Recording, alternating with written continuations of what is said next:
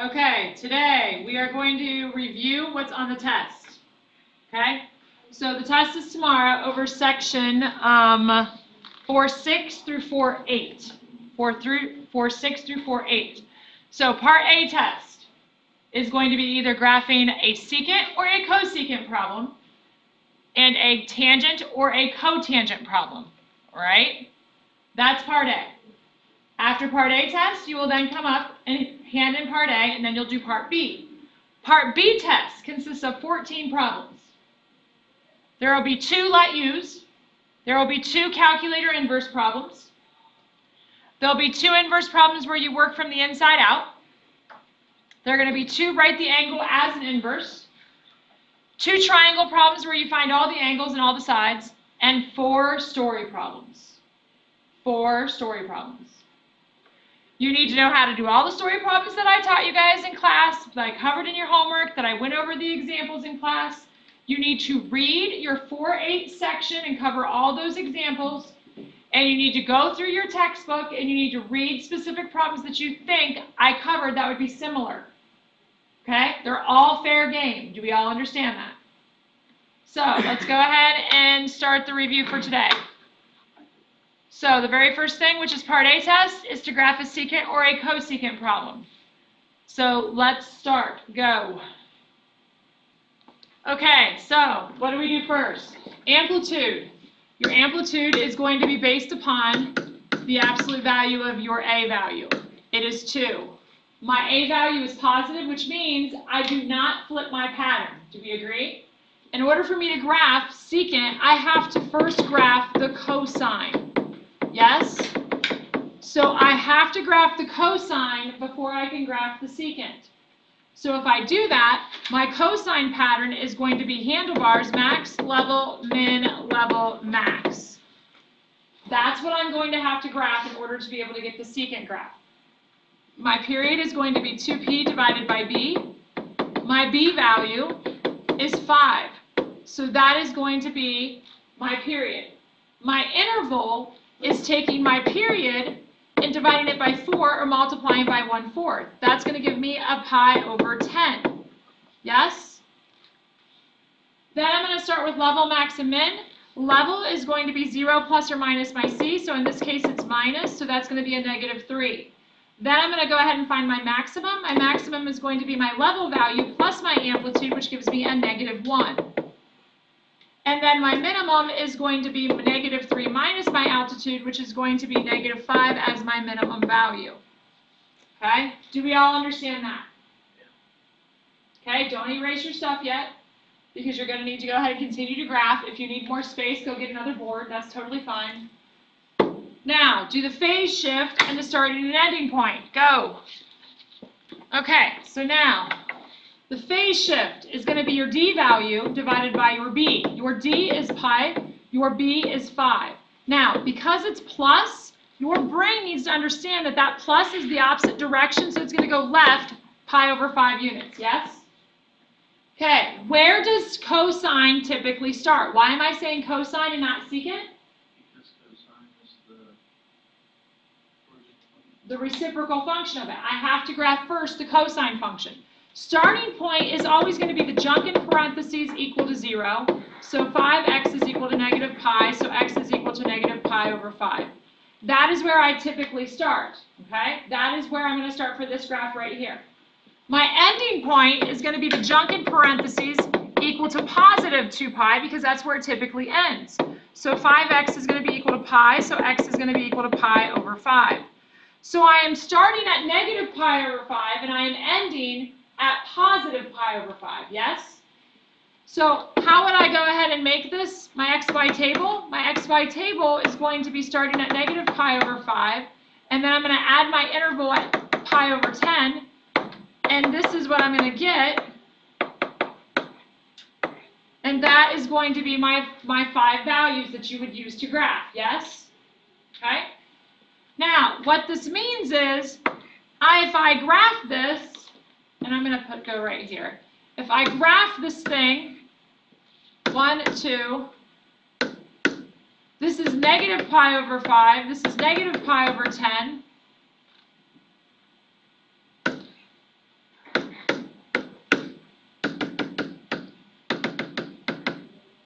here's positive pi over 10, and here's positive pi over 5, yes?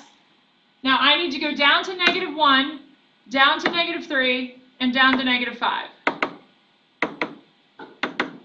That is what I have, yes?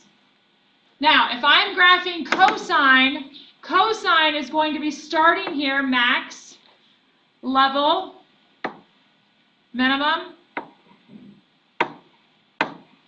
This is my cosine graph. Do we see my cosine graph? That is not what the secant graph is. The secant graph is every place you have a level, you are now graphing your asymptote there. And then you are reflecting between the asymptotes, and the red is becoming the graph that I want. Yeah, absolutely. On the test tomorrow, you are more than welcome to use pen if you want to be able to graph the final one. Do we all understand that? Okay? So that is what my expectation is. So what I should see over here is going to be, this is going to be your max, your level, your min, your level, your max. So all of your levels turns to asymptotes, and you are literally just going to be putting this over. My asymptote is going to be at the value negative 3. And then my maximum is at negative 1. My minimum is going to be at negative 5. Do we all see those values? Yes or no? That's what I expect to grade tomorrow. Okay? Any questions on the secant or the cosecant graph?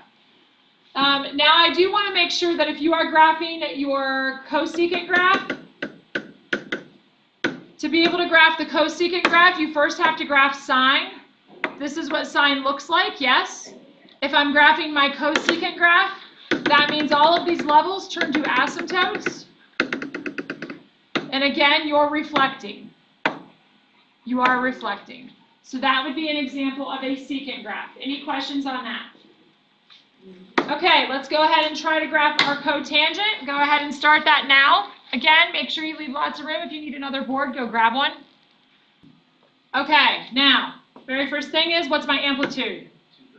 Amplitude is going to be negative 2/3. That is going to give me a positive 2/3 because I need it to be positive because it's a distance. What does that do to my cotangent?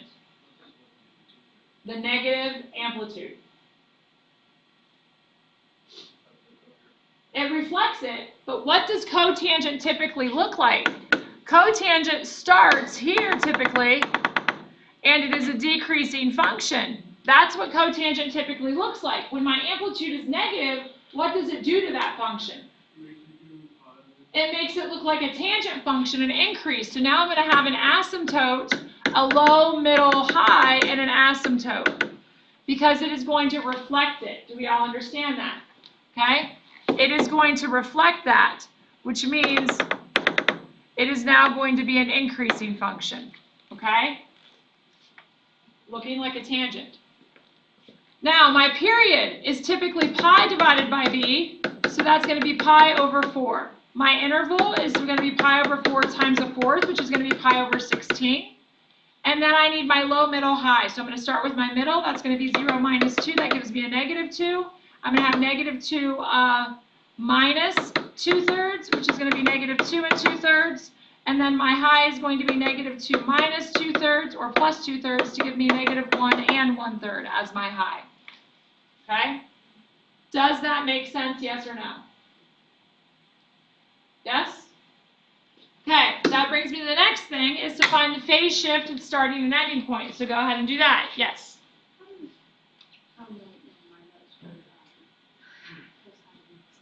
Are you good? Yeah. You sure? Yeah. Okay. So phase shift, starting point, and ending point. Now remember, tangent and cotangent start differently. Tangent starts at negative pi over 2 to positive pi over 2. Cotangent starts at 0 and ends at pi. So make sure that you are doing the right starting point and ending point here. So here we go. Our phase shift is going to be our d value divided by b. So that is going to be pi over 4. And because this is plus, your brain needs to understand that's going to the left, pi over 4 units, yes? So my typical starting point for cotangent starts at 0. So 4x is equal to negative pi, so x is starting at negative pi over 4. And that should make complete sense to you because guess what? We know that we went to the left pi over 4 units, so that's where it's going to start. Okay? So for tangent, what percent is equal to negative pi over For tangent, you're going to set that equal to negative pi over 2 because that's where it typically starts. Does that make sense?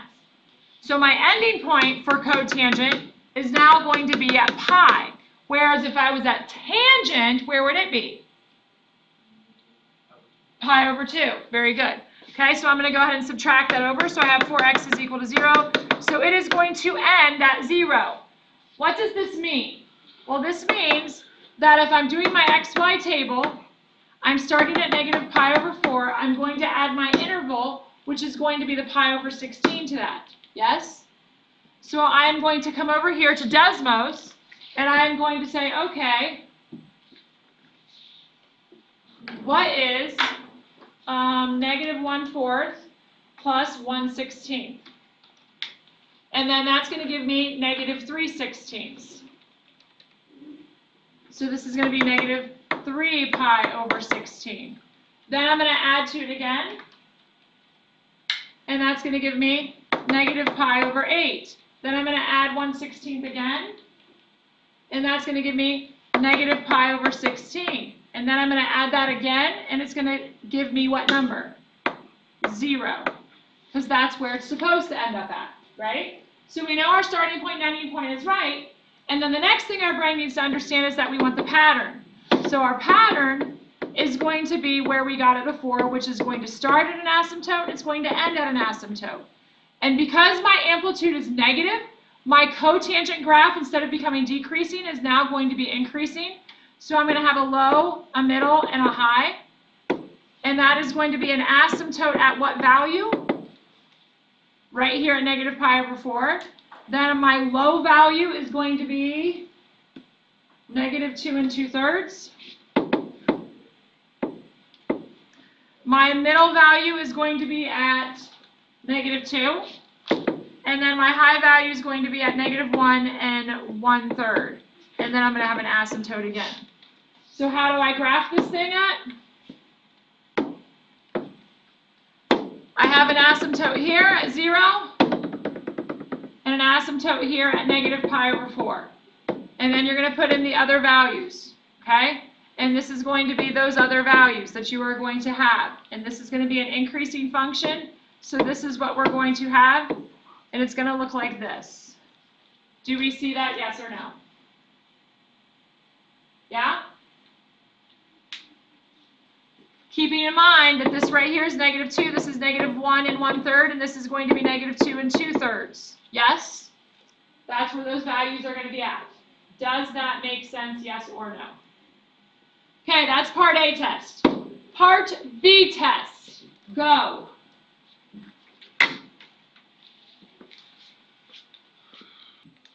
Okay, the first thing that you should do is you should notice that secant and arcsine are not the same functions.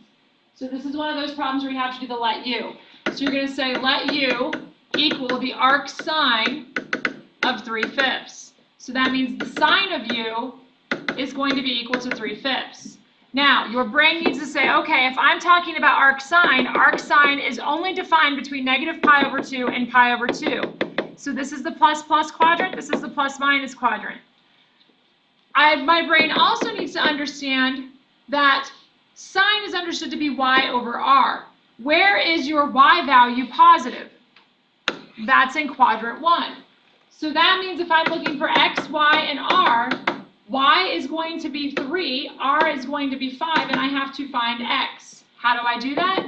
X squared plus y squared is equal to r squared. So x squared is equal to 5 squared minus a 3 squared. Take the square root of that. So that's going to be x is equal to the square root of 25 take away 9, which is 16. So x is equal to positive 4, or x is equal to negative 4. Well, if I'm in the first quadrant, what does x have to be in the first quadrant? Has to be positive, which means I don't need that, and this gives me a 4. So now, this thing is gone, and this is u. So I'm forced to do the secant of u. Secant is the reciprocal of cosine. Cosine is x over r. So that means this is going to be r over x. So r is 5 and x is 4, and this is done. Does that make sense? How many people got it? Oh, you would get really good. Okay, go to the next one. Try it again. Yeah. Is it fine to do that with a triangle? You just need to make sure you know what quadrant you're in. Okay? As long as you know the quadrant, I'm okay with it. Okay, I'm going to start this. I know you guys are probably still working, but I have other ones I want to get through before the end of the period. So, immediately, we're going to say cosecant and arctan are not the same, so we're going to do a let u equal the arctan of negative 12 over 5. So that means the tangent of u is equal to negative 12 over 5. Again, I need your brain to go back and think about when is the arctan defined. It's only defined between negative pi over 2 and pi over 2. So I'm in positive, positive, positive, positive, negative, negative. So where am I negative? I'm negative in quadrant 4. Does that make sense? In quadrant 4, my x is positive, my y is negative if I'm in quadrant 4. Yes? Does everybody understand that? With that being said, tangent is understood to be your y over your x. Bless you.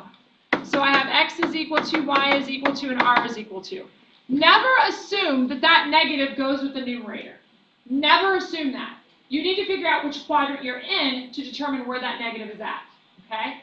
That negative is in the middle of that fraction, and your job is to determine which quadrant you're in to determine if x, y, or r is going to be negative. R will never be negative because r is a distance, right? Do we all understand that? So at this point, I'm going to have 12 and I'm going to have 5. 5 is x, y is 12. In quadrant 4, the negative has to go with the y value, making that negative 12 being my negative, yes? So then I'm going to do x squared plus y squared is equal to r squared. So I'm going to have 25 plus 1, 44. The square root of that is equal to r, so that is the square root of 169. So that is going to be 13 is equal to r. Again, r can never be negative because r is a distance that is measurable. So now that means this is gone and this is a u. So I'm going to be doing the cosecant of u, and the cosecant is what? That is the reciprocal of sine, and sine is y over r, so this is going to be r over y. So that is going to give you 13 over negative 12 as your answer. Does that make sense, yes or no? Magnificent. Okay, let's keep going here. How do I write this as an inverse function? Well, theta is right here. 4 is going to be adjacent to it, and x is going to be the hypotenuse. So I'm going to use the cosine of theta is equal to my 4 over my x. So how do I write that as an inverse function? How do I get rid of the cosine? I am simply going to take the arc cosine of 4 over x, and that is done. Yes? Okay? Now, the last couple things, I need to fly through some of these so that you guys understand, is you're going to have 2 of these on the test. You have to be able to find angle ABC and side ABC. So the very first thing I want you to do is whenever you get this information, is write down what you know. And then you're going to draw your triangle. So if I draw my triangle and I label it, I'm going to have A, B, C. C is always going to be your 90 degrees. So how can I find angle B if I know angle A and angle C? Add 90 minus 90. How about I just take 90 minus 20 to give me 70? So 70 is what goes right here. I had to find that, but I know it, okay? The next thing is going to be little b is going to be 12. So how do I find anything else? Well, I know that little a is out there somewhere, so how do I find that? This is going to be opposite. This is going to be adjacent. So that is going to be the tangent of 20 is equal to my a over my 12. So 12 times the tangent of 20 is equal to a. I come over here and I type that. 12 times the tangent of 20. And I'm going to hit enter. I'm going to come over to the wrench and I'm going to make sure I'm in degree mode. And that's going to give me 4.37. So 4.37 is what I have there as my A. So how do I find C? C squared is equal to A squared plus B squared. And all you're going to do is just simply find that. That is going to be 4.37 squared plus 12 squared. And I'm going to come over here and I'm going to type that into Desmos, making sure that I do the square root of 4.37 squared plus 12 squared. And that is going to give me the 12.77 as my C value. And that is done then. You have 2 of those on the test tomorrow. Okay? When we're doing these ones right here, the arc cosine, again, I need your brain to think about where arc cosine is defined at. That's between 0 and pi. So I need to know, this is the plus quadrant, the minus quadrant is there. I do not want that one. So what angle has a cosine of 1/2? Theta has to be 60 degrees, which is pi over 3. Okay? Okay, so the next one, the arc cosine, again, your brain needs to understand you're still going from 0 to pi, so this is plus plus, this is minus plus, and you want to put on those ordered pairs, 1, 0, 0, 1, negative 1, 0. And which angle has a cosine of 0? That is your x value, so we're looking at being pi over 2, which is 90 degrees. Okay? The next one, this is different, because in this one, when you have the cosine on the inside, you have to first calculate that. So I need to know what the cosine of 7 pi over 2 is. So when we did this back in the day, we literally found the coterminal angle to this by subtracting 2 pi. When you subtract 2 pi, that's going to be 4 pi over 2, and that's going to give me a 3 pi over 2, yes? So that is the cosine at 3 pi over 2, okay? They're equivalent, okay? So I'm going to be calculating the cosine of 3 pi over 2. Well, 3 pi over 2 is down here. That cosine value is going to be 0. So that means up here I'm doing the arc cosine of 0 degrees. Well, again, arc cosine is going from 0 to pi. So which one has a cosine value of 0? Trying to put these numbers on here. And that is going to be pi over 2, okay? Last one here, almost the last one, okay? Again, negative pi over 2 to pi over 2. This is negative 1.57 and positive 1.57. Since 0.7 is in between them, those can cancel out, and I know I'm just going to be 0.7. Over here, the arc sine, this 2.8 is not between. 2.8 is greater than 1.57. It is over here. So therefore, I cannot do this, and this is going to be undefined. Falls outside of the domain of it. And the last one is to find all of the angles on the side of the triangle. We already did like one of these. So again, this is going to be using your arc sine or arc cosine values. A is equal to 25, B I don't know, and C is equal to 35. So again, you're always drawing that right triangle to be able to get what you need out of there. And from there, you're going to label. And you are going to have the 25 and the 35. And you need to find that last side using a squared plus b squared equals c squared. And then you're going to use to find, let's say, angle A. Angle A is going to be opposite leg, which is 25, over the adjacent leg, or the hypotenuse, which is going to be 35. That is going to be the sine of that. So how do I find that?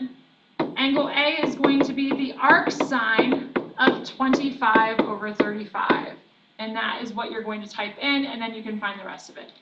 So test is tomorrow. Make sure that you study for part A and part B, and we'll go from there. Test tomorrow.